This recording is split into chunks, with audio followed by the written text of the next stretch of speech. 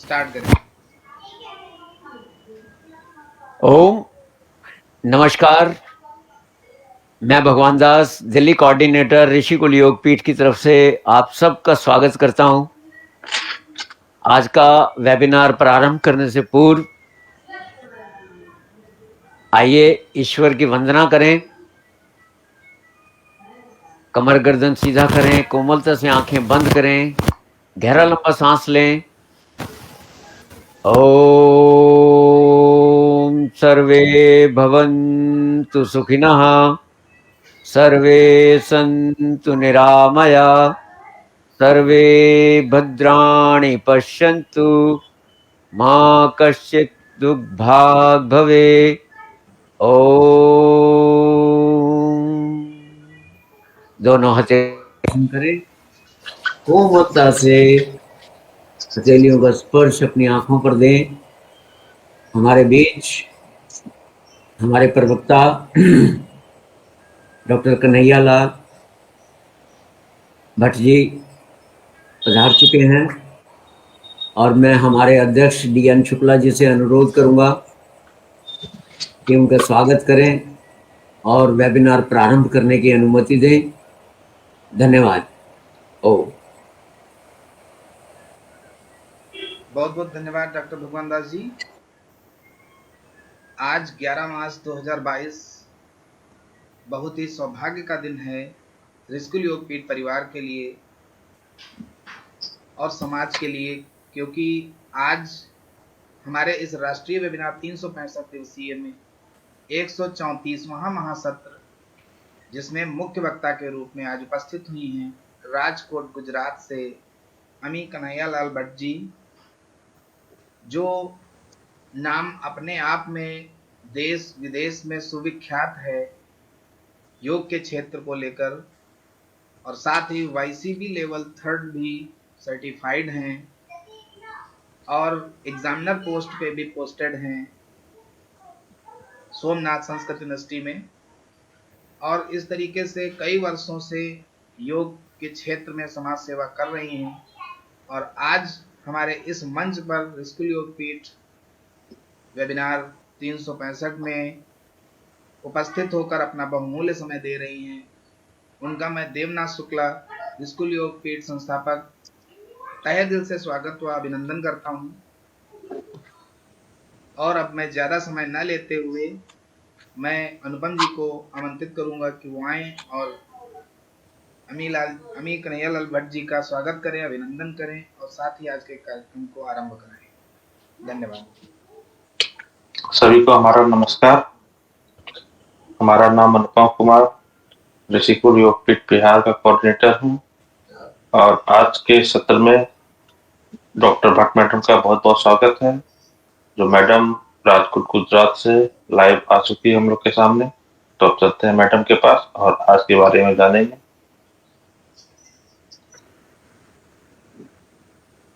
हरिओम। अज्ञानतिमिरान्धस्य ज्ञानाञ्जनशलाकया चक्षुरुन्मिलितं येन तस्मै श्रीगुरुवे नमः।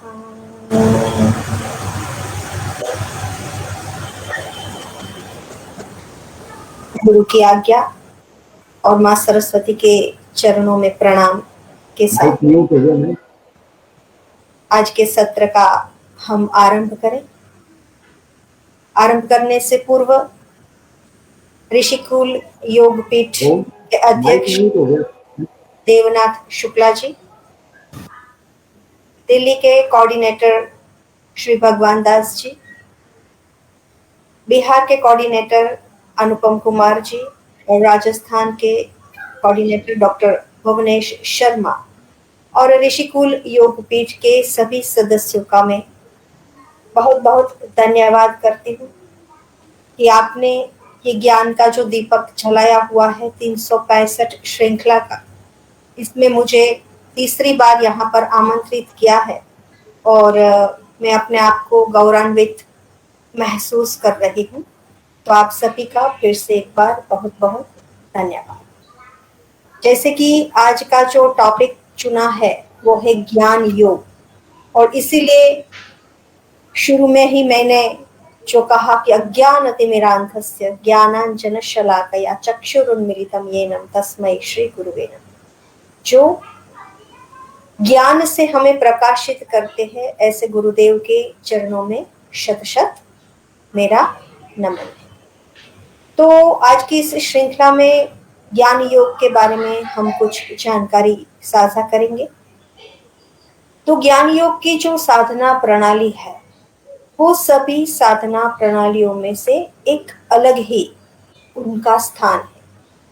भक्ति योग ले लीजिए, कर्म योग ले लीजिए, अष्टांग योग ले लीजिए, राज योग ले लीजिए, इसमें से ये जो ज्ञान योग की जो धारा है वो एकदम अलग रूप से बहने वाली धारा है।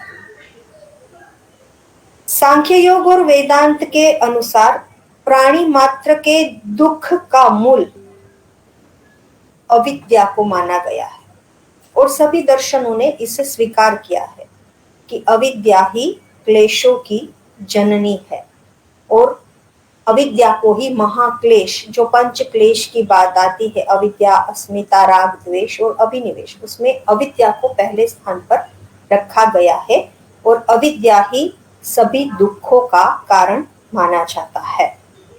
श्रीमद् भगवत गीता में भी भगवान कहते हैं कि वो ज्ञानी भक्त भगवान को प्रिय है। 4 प्रकार के भक्त की बात जब भक्ति योग की मेरा लेक्चर था तब मैंने ये चर्चा की थी कि 4 प्रकार के भक्त है वो भगवान को भजते हैं। अर्थी, जिज्ञासु, ज्ञानी। तो उसमें से ज्ञानी भक्त है वो भगवान को अति प्रिय होते हैं। तो हम हमारी इंद्रियों को बलात् रोक सकते हैं, लेकिन हमारे मन में जो पली हुई वासनाएं होती है, हमारी जो इच्छाएं होती है, हमारी जो तृष्णाएं होती है, इनको हम बलपूर्वक नहीं रोक सकते। तो इनको रोकने के लिए आत्मज्ञान का होना अत्यंत आवश्यक है। संसार सागर को ज्ञान के माध्यम से ही हम पार कर सकते हैं। तो ज्ञान की जो महत्ता है वो श्रीमद् भगवत गीता ले लो, हमारे वेदांत ले लो, वेद ले लीजिए, या कोई भी पौराणिक शास्त्र ले लीजिए, उपनिषद ले लीजिए, इन सभी में ज्ञान की एक अलग ही महत्ता दर्शाई गई है। वैसे ज्ञान को समझना अत्यंत कठिन है। तो ये एक व्यापक, जिन्हें हम कहें कि असीमित है ज्ञान। ज्ञान की कोई सीमा नहीं है। जैसे सागर असीमित होता है, वैसे ही ज्ञान भी असीमित होता है। जितना भी ज्ञान ले लो, कहीं ना कहीं हम कम ही पड़ जाते हैं। तो ये एक व्यापक प्रकाश के रूप में भी हम इन्हें देख सकते हैं। और जब हमारी बुद्धि वृत्तियों को धारण कर लेती है तो वो धारणा का आकार प्राप्त कर लेती है, और धारणा धीरे धीरे धीरे धीरे जब मक्कम होने लगती है तब ज्ञान का प्रकाश धीरे धीरे हमारे मन में, हमारे हृदय में उजागर होना शुरू हो जाता है। श्रीमद् भगवत गीता में ज्ञान को 3 प्रकार से स्पष्ट किया गया हुआ है। गीता जी के 18वें अध्याय के श्लोक नंबर 20, 21 और 22, जो लास्ट अध्याय है मोक्ष संन्यास योग, उसमें ये 3 श्लोक है। उसमें राजसिक ज्ञान, तामसिक ज्ञान और सात्विक ज्ञान के बारे में भगवान चर्चा करते हैं कि सर्वभूतेषु येन केम भाव भव्य मीक्षते अविभक्तम विभक्तेषु तज् ज्ञानम विद्धि सात्विकम। अर्थात जिस ज्ञान के माध्यम से मानव समस्त जीव में अविनाशी परम तत्व को ही देखता है, वो ज्ञान सात्विक ज्ञान कहलाता है।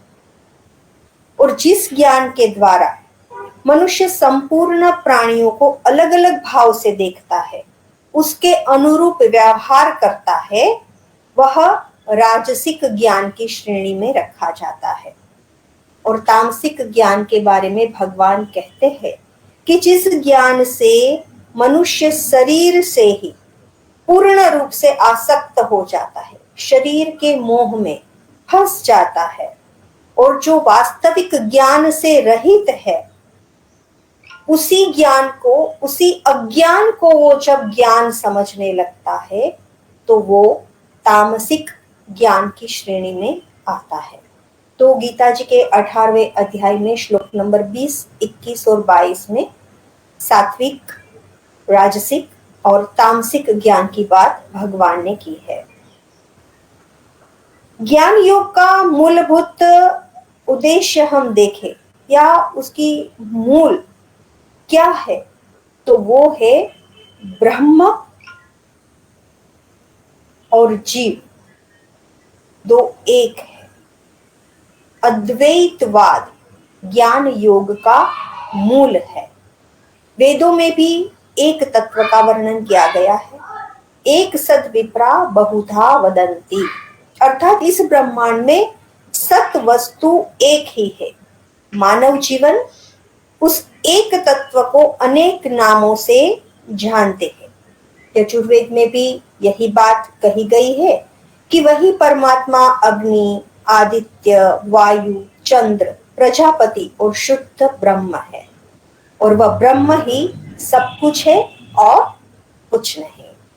अथर्ववेद में भी इसी बात को दोहराया गया है कि वह ब्रह्म एक था और अंत में एक ही रहेगा। गीता में भी भिन्न भिन्न स्थानों पर परम तत्व के कई नाम दिए गए हैं और उन्हें अलग अलग नामों से वर्णित किया गया है। ब्रह्म को कभी ईश्वर कहा गया है, कभी वासुदेव कहा गया है, कभी कृष्ण कहा गया है, कभी प्रभु, साक्षी, महायोगेश्वर, ब्रह्मा, अधियज्ञ, विष्णु, परम पुरुष, परम योगेश्वर, कई नामों से उस एक तत्व को वर्णित किया गया है। गीता में ब्रह्म के सगुण और निर्गुण रूप के दर्शन होते हैं, परंतु दोनों एक ही अभिन्न तत्व के ज्ञापक है। वह संपूर्ण इंद्रियों के विषय को जानने वाला है और वास्तव में इंद्रियों से भी रहित है। देखिए विरोधाभास कितना दिख रहा है, लेकिन अंत में हमारे गुजराती में एक भजन है कि जूझवे रूपे अनंत भासे, नाम अलग अलग अलग है, अंते तो हेमनु हेम होए। हेम यानी कि सोना, सोने का कोई भी गहना आप बना लो, बाली बना लो, पायल बना लो, मंगलसूत्र बना लो, चेन बना लो, चूड़ियां बना लो, लेकिन अंत में तो वो सोना ही कहलाता है। उसी तरह ब्रह्म को आप कितने नामों से जान लो, लेकिन उनका जो स्वरूप है वो एक ही रहता है, और वह सत भी है और असत भी है, और इन दोनों से परे भी है। जिस तरह एक डोर में हम मोतियों को पिरो देते हैं, और उसी प्रकार ब्रह्म में ये पूरा जगत ओतप्रोत होता है। तो ज्ञान योग की भगवत गीता के अनुसार ये थोड़ी बहुत चर्चा मैंने की। अब आपको कुछ ज्ञान योग के बारे में आगे बताऊं तो आत्मा और परमात्मा का जो मिलन है वो ही ज्ञान योग की अनुभूति है या साक्षात्कार है। आत्मा की मुक्ति की बात आती है ज्ञान योग में। स्व के प्रति ज्ञान, मैं कौन, मैं क्या, ये ज्ञान जब हम जान लेते हैं तब ज्ञान योग की परिपूर्ति होने लगती है। स्व की पहचान, वेदांत का ज्ञान, अद्वैत या ब्रह्म के विषय में जानना। और जानना तो कैसे जानना, ऐसे तो हम नहीं जान सकते। तो जिसे ब्रह्म की प्राप्ति हो चुकी है, वही गुरु से इस ज्ञान को प्राप्त किया जा सकता है। युक्त प्रमाण न हो उस बात का अस्वीकार करना। हम सब जानते हैं कि शास्त्रों में 3 प्रमाण की बात आती है, प्रत्यक्ष, आगम और अनुमान प्रमाण। तो अगर प्रमाण युक्त नहीं है तो इस बात का अस्वीकार करना ज्ञान योग में सबसे पहली बात आती है। जीवात्मा का प्रकृति के साथ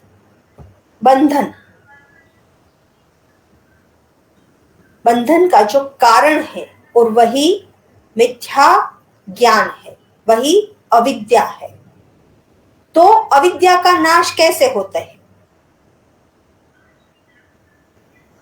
तो विवेक से अविद्या का या मिथ्या ज्ञान का नाश होता है।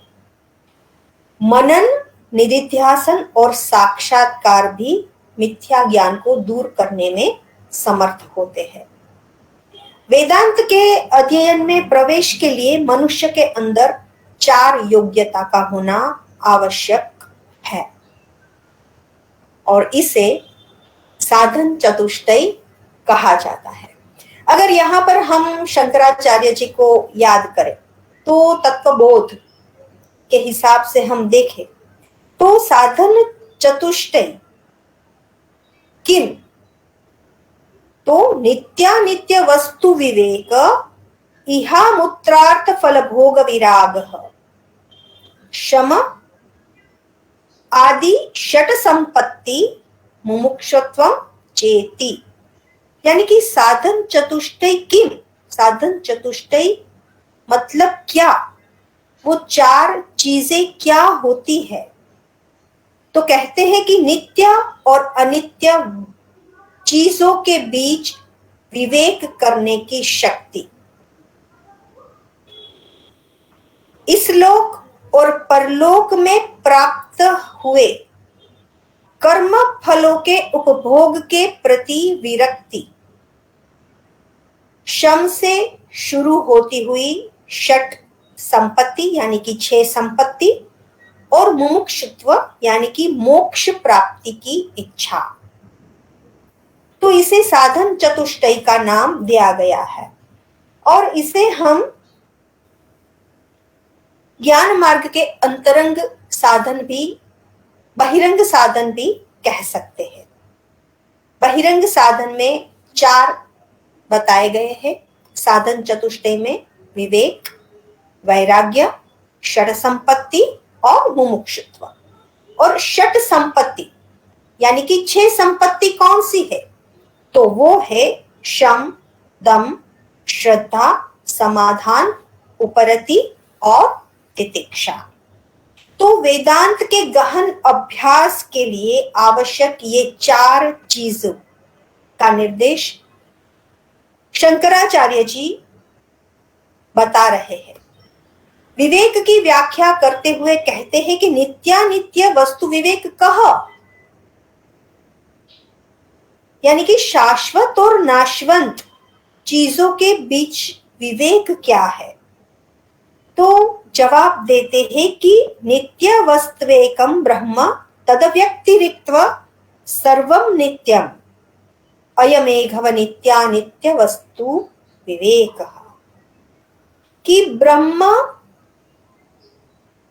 ही शाश्वत है और बाकी सब अनित्य है, अस्थाई है और इस प्रकार की जो बुद्धि है वही शाश्वत है।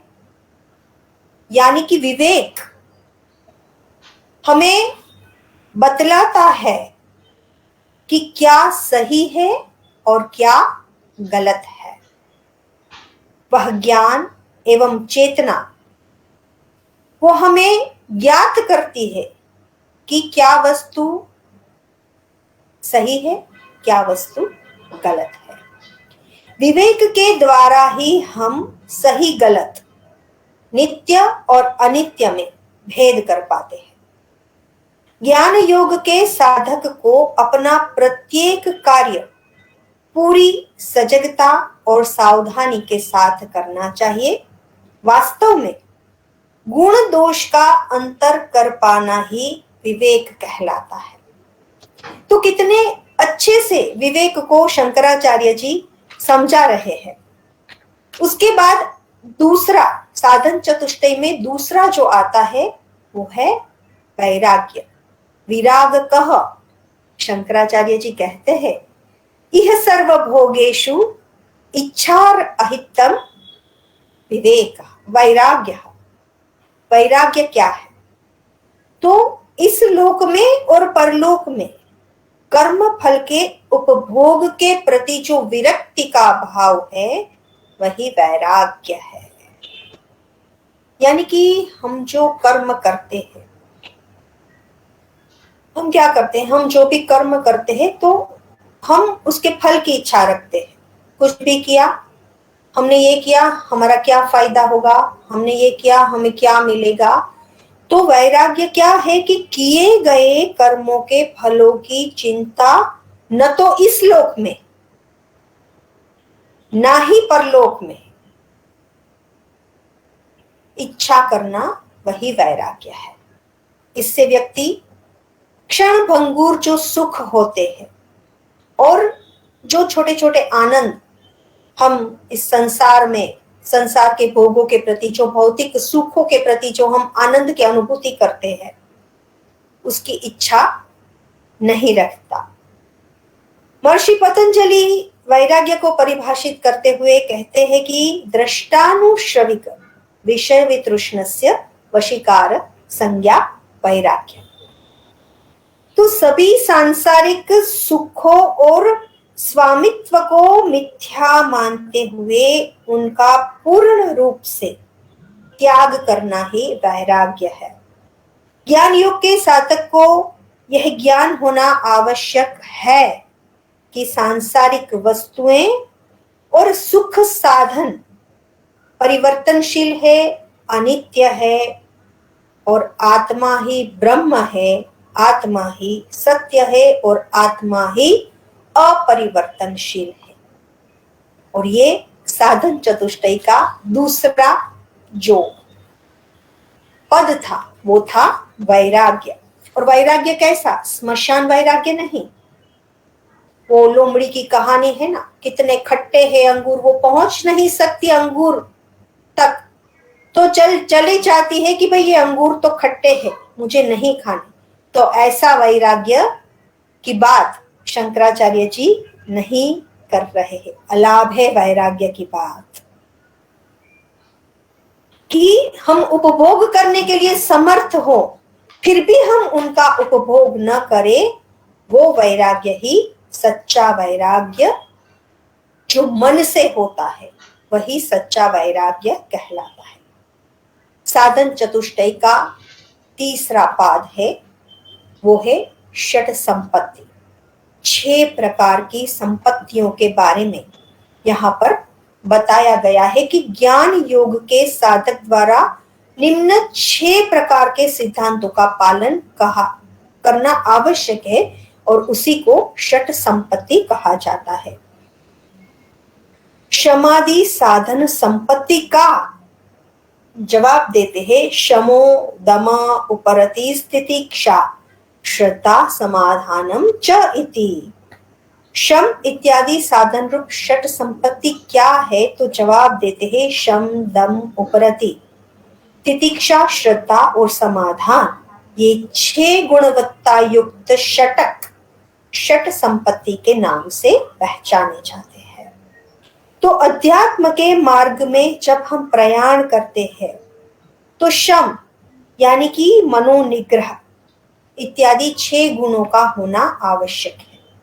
आगे पूछते हैं शम कह, शम क्या है?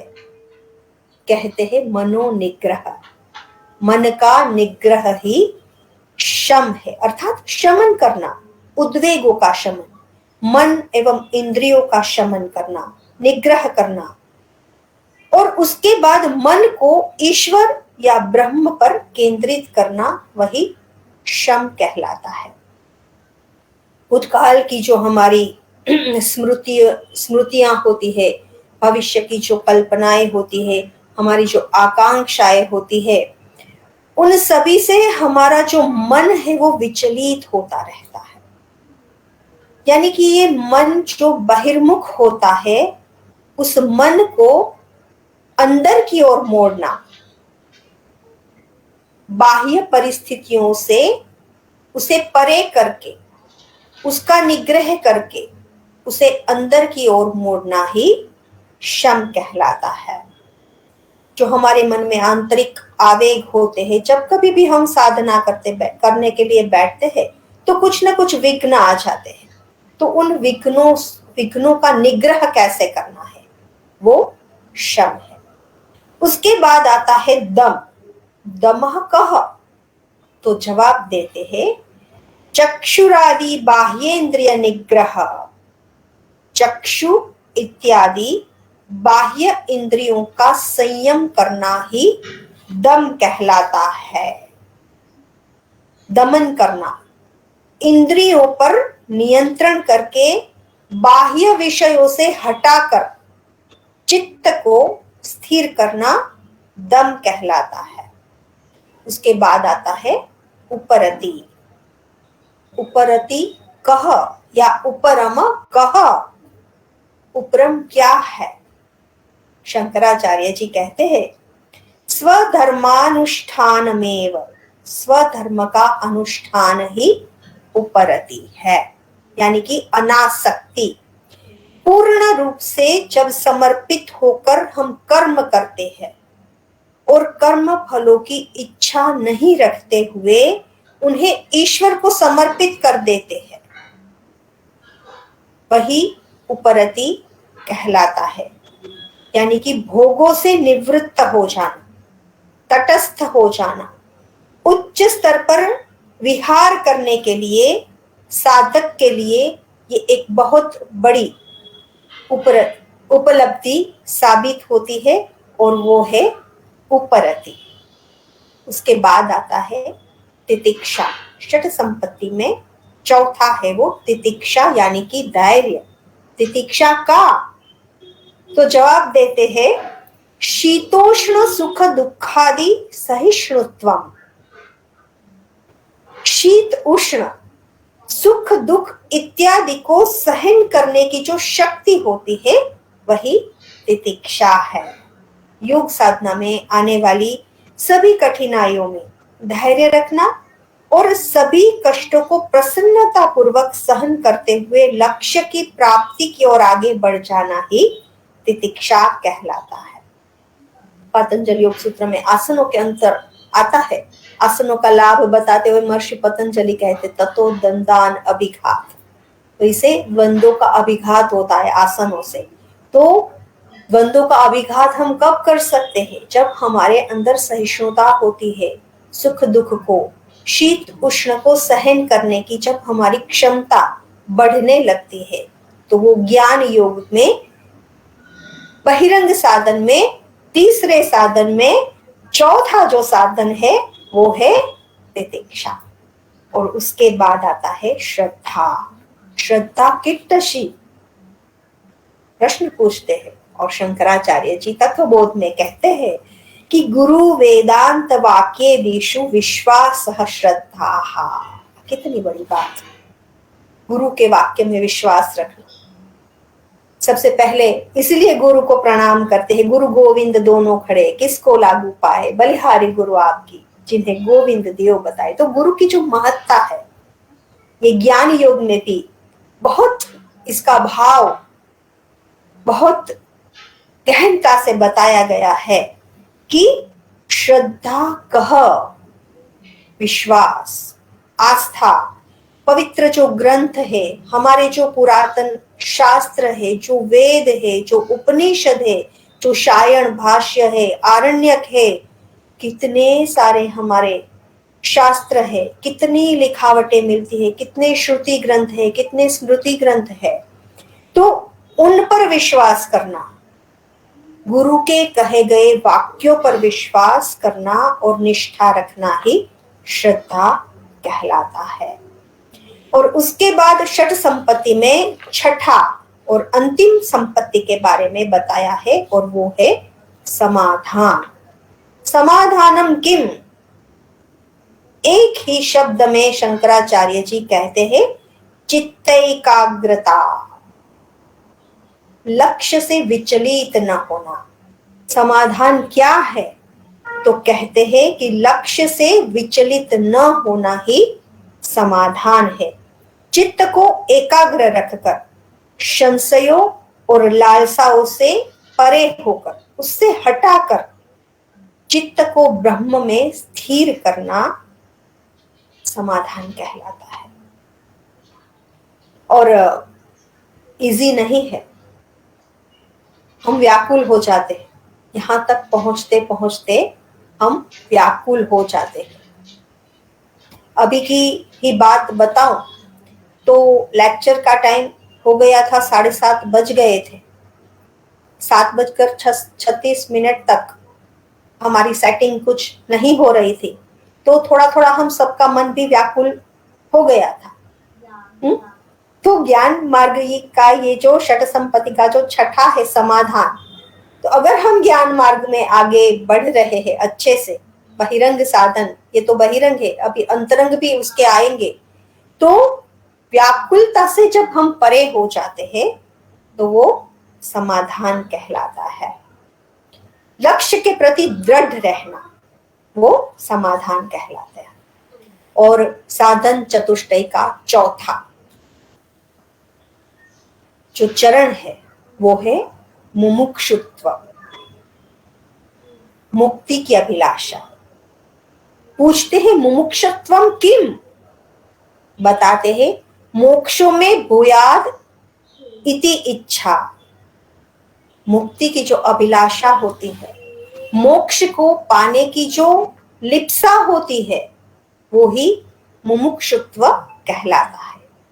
हमारे हृदय में परमात्मा की अनुभूति को रखते हुए मोक्ष को प्राप्त करने की जो तीव्र इच्छा होती है, वो ही मुमुक्षुत्व कहलाती है। अर्थात मोक्ष प्राप्ति के लिए दृढ़ संकल्प का होना बहुत ही आवश्यक है। साधन चतुष्टय का ये लास्ट जो स्टेप है वो बहुत ही महत्वपूर्ण स्टेप माना जाता है, क्योंकि हमारे जीवन मुक्त जो अवस्था होती है, हम आगे भी कई सारे लेक्चर्स हुए हैं, तो जब हम आगे जब बात करेंगे, योग वशिष्ठ की बात करेंगे, तो वहां पर जीवन मुक्त अवस्था, विदेह मुक्त अवस्था की बात जो होती है, उनके बारे में कभी मौका मिला तो हम चर्चा जरूर करेंगे। तो ये जीवन मुक्ति की जो अवस्था होती है, उसके प्रति जो प्रयाण करने का जो स्टेप है, ये स्टेप ही मुमुक्षुत्व कहलाता है। अब ये ज्ञान योग के बहिरंग साधन तो हमने देख लिए, तो कुछ अंतरंग साधन भी ज्ञान योग के बताए गए हैं, और वो है श्रवण, मनन और निधिध्यासन। साधन चतुष्टय में बुद्धि, भावना, इच्छा शक्ति को तैयार करने में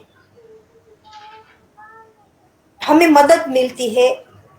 बहुत सारे स्टेप्स, बहुत सारी चीजें हमें उसमें मदद होती है। जैसे कि ये चारों हमने देखे, विवेक, वैराग्य, षट संपत्ति और मुमुक्षुत्व। षट संपत्ति में भी हमने 6 देखे, शम, दम, श्रद्धा, उपरति, समाधान और तितिक्षा। तो उसी तरह की तैयारी करने के लिए साधक को किसी सिद्ध गुरु की शरण में होना आवश्यक होता है। जो श्रद्धा की बात आई, गुरु में विश्वास की बात आई, तो जब हम अंतरंग की ओर बढ़ते हैं तो वहां पर 3 चीजों का होना बहुत ही आवश्यक है, और वो है श्रवण, मनन और निधिध्यासन। पहला है श्रवण। तो श्रवण यानी कि सुनना। क्या सुनना? ये आज के युग का बहुत बड़ा सवाल है। बहुत कुछ सुनने में आता है, लेकिन हमें क्या सुनना है, ये मायने रखता है। तो सुनना यानी कि अध्यात्म के पथ पर जब हम चल रहे हैं तो गुरु के वाक्यों को सुनना, ग्रंथों में लिखी गई बातों को सुनना। बुद्धिमान व्यक्ति या फिर कोई स्पिरिचुअल व्यक्ति की बातों को सुनना, कुछ आध्यात्मिक नॉलेज को सुनना और उसे ग्रहण करना, वो श्रवण के अंतर्गत आता है। दूसरा है मनन।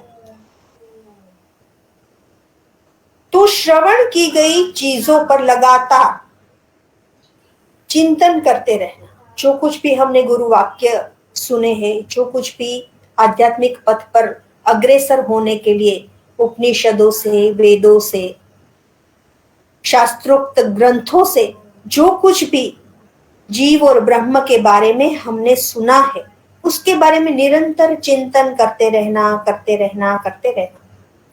और अगर कोई संदेह भी होता है तो उसका निवारण भी करना, कि चिंतन करते करते कोई सवाल उठा तो फिर जाके पूछना है गुरु से या उस व्यक्ति से कि भाई ये क्यों, ये कैसे। वो मनन कहलाता है। ज्ञान योग के साधक को सुने गए ज्ञान को बार बार दोहराना होता है और उस पर चिंतन करना, वही मनन कहलाता है। और लास्ट में आता है निधिध्यासन, अर्थात ध्यान। इस स्थिति में साधक मनन करके जिस निष्कर्ष पर पहुंचता है उसे उसकी सत्यता का भान होता है। सामान्य शब्दों में निधिध्यासन वह स्थिति है जिसमें साधक मनन करके एक निष्कर्ष पर पहुंचता है, सत्य को जानता है, और वो ही निधिध्यासन कहलाता है। तो ज्ञान योग के बारे में बहिरंग साधन और अंतरंग साधनों की चर्चा हमने की। बहिरंग साधन में 4 है: विवेक, वैराग्य, षट संपत्ति और मुमुक्षुत्व। विवेक के बारे में हमने जाना, वैराग्य के बारे में, षट संपत्ति में भी 6: शम, दम, उपरति, तितिक्षा, श्रद्धा और समाधान। उसके बाद मुमुक्षुत्व के बारे में जाना। फिर अंतरंग साधन के बारे में श्रवण, मनन और निधिध्यासन। तो ये कुल मिला के ज्ञान योग में इतनी बातों का समन्वय होता है। ज्ञान योग वैसे आधे पौने या 1 घंटे में समाप्त नहीं होता। पहले ही कहा कि ज्ञान असीमित है, अपरिमित है, इसे हम समेट नहीं सकते। जितना भी भरो उतना कम ही लगता है, लेकिन कहीं पर तो रुकना होता ही है, और सही समय पर अगर हम रुक जाएं तो वो भी एक प्रकार का ज्ञान ही कहलाता है। तो यहाँ पर मैं रुकना चाहूंगी। आशा है ज्ञान योग के बारे में आज मैंने जो जानकारी मेरे पास थी, गुरु की कृपा से वो आप सबके साथ मैंने साझा की। तो इसी के साथ फिर से एक बार देवनाथ शुक्ला जी का, अनुपम कुमार जी का, भगवान दास जी का, डॉक्टर मधुरेश शर्मा और ऋषिकुल योग पीठ के सभी सदस्य जो परोक्ष तौर से भी यहाँ पर जुड़े हैं, और सभी साधक, सभी विद्यार्थियों का मैं फिर से एक बार धन्यवाद अदा करती हूँ। हरि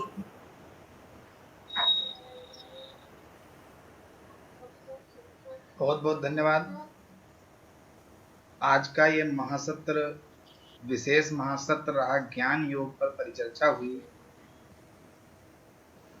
अमी कन्हैयालाल भट्ट जी का जो अमूल्य समय आज हमारे इस मंच पर दिया गया, तो सबसे अच्छी बात तो यही रही कि ज्ञान योग जब आरंभ होता है तभी सारे योग एक्टिव होते हैं। एक तरीके से कह लीजिए कि ज्ञान योग की जो महत्ता है, ज्ञान योग ही है जो हर योग के लिए जरूरी है। और ज्ञान योग का इतना अच्छा व्याख्यान आज स्टेप बाय स्टेप किया गया। ये हमारा आज का जो महासत्र है, ये फेसबुक लाइव चैनल पर लगातार जारी रहेगा। जो भी चाहे वो देख सकता है, और मेरी गुजारिश भी है कि इसको मैक्सिमम लोग शेयर करें, ताकि कई लोगों तक पहुंच करके समाज सुधारक, ज्ञानवर्धक ये सत्र सब तक पहुंच सके।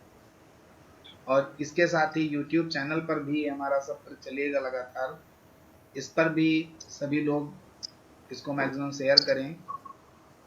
आज के इस दिए गए अमूल्य समय की वजह से हमारा ऋषिकुल योगपीठ परिवार अमी कन्हैयालाल भट्ट जी का आभारी रहेगा।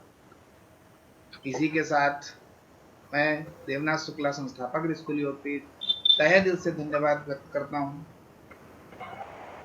और अब मैं चाहूँगा कि अनुपम जी आए और मैम का धन्यवाद करें, और डॉक्टर भगवान दास जी आकर के धन्यवाद करते हुए शांति पाठ करा के आज के इस कार्यक्रम को विराम दें।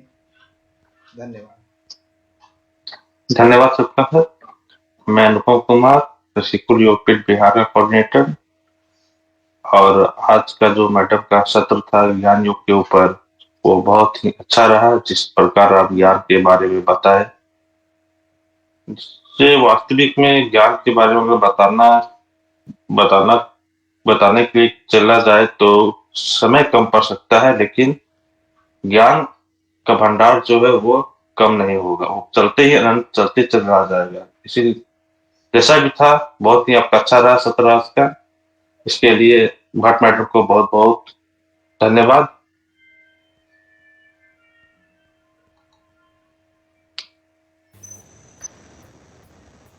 धन्यवाद। मैं शुक्ला जी का और अनुपम जी का दोनों का तहे दिल से धन्यवाद इसलिए कर रहा हूं कि इतना अच्छा ज्ञानवर्धक ये कार्यक्रम, ये वेबिनार ऋषिकुल योगपीठ के माध्यम से हम लोग कोशिश कर रहे हैं कि अच्छे अच्छे ऐसे ही प्रवक्ता हमारे समाज में ज्ञान का प्रचार बड़ी सहज रूप से दें।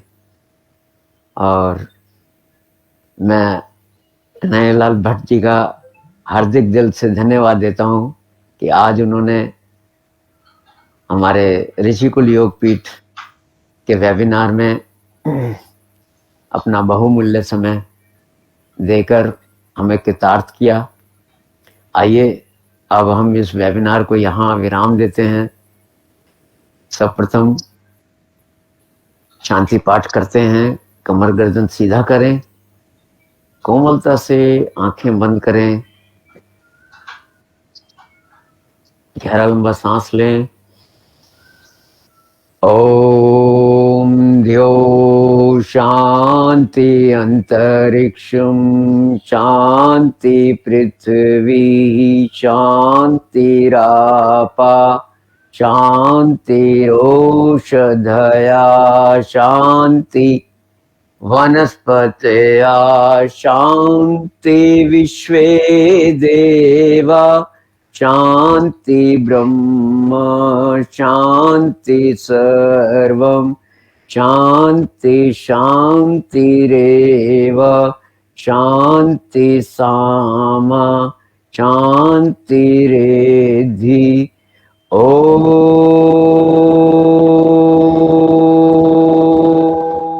शांति शांति शांति। दोनों हथेलियों का घर्षण करें, कोमलता से चेहरे पर स्पर्श करें। आज का वेबिनार यहीं विराम देते हैं। कल 7:30 बजे पुनः फिर उपस्थित होंगे। तब तक के लिए आज्ञा दें। नमस्कार। ओम। धन्यवाद।